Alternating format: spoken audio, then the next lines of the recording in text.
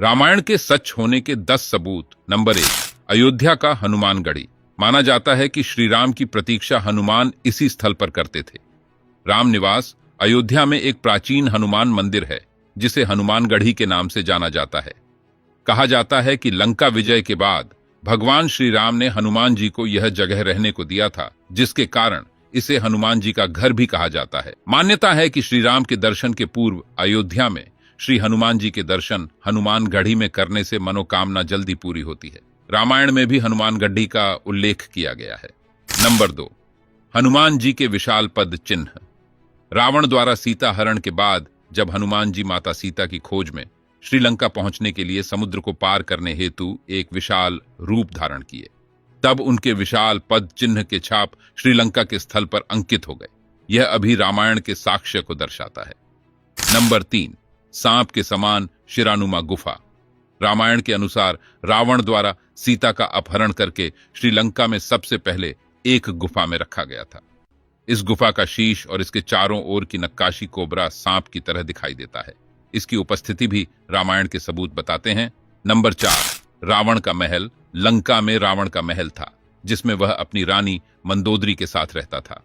हनुमान जी ने अपने पूछ से रावण की इस विशाल सोने की लंका को जला दिया था, जिसके जले हुए अवशेष आज भी श्रीलंका में देखने को मिलती है। नंबर 5, अशोक वाटिका। रामायण ग्रंथ के अनुसार माता सीता को अपहरण के बाद जब माता ने लंका में जाने से मना कर दिया, तब रावण ने लंका की अशोक वाटिका में उन्हें रखा था। अशोक वाटिका में व्यापक मात्रा में अशोक वृक्ष थे। यहीं पर एक वृक्ष के नीचे माता सीता रहती थी। इस जगह को अब सीता एलिया नाम से जाना जाता है, जो वर्तमान में श्रीलंका में स्थित है। नंबर 6, गर्म जल के कुएं।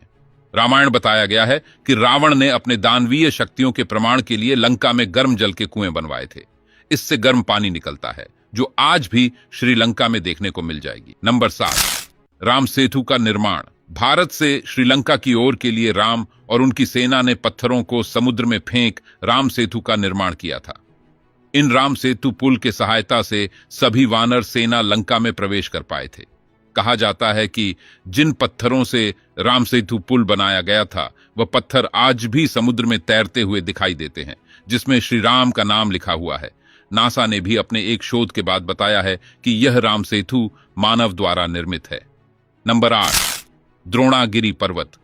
रामायण के कथा में उल्लेख किया गया है कि लक्ष्मण और मेघनाथ के युद्ध में मेघनाथ के बाण से लक्ष्मण मूर्छित हो गए थे। उनका बचना लगभग असंभव माना जा रहा था। तब राजवैद्य सुरोण के उपाय के अनुसार द्रोणागिरी पर्वत से संजीवनी बूटी लाना था, किंतु हनुमान जी ने पूरा द्रोणागिरी पर्वत उठा ले आए, जिसमें से संजीवनी बूटी निकालकर लक्ष्मण के प्राण की रक्षा की गई। माना जाता है कि संजीवनी बूटी में इतनी शक्ति है कि वो मरने वाले व्यक्ति की प्राण को भी बचा सकता है। लक्ष्मण जी के ठीक होने के बाद हनुमान जी ने द्रोणागिरी पर्वत उसी स्थान पर रख दिया, जो आज भी उत्तराखंड के चमोली गांव में स्थित है। नंबर 9, लेपाक्षी मंदिर।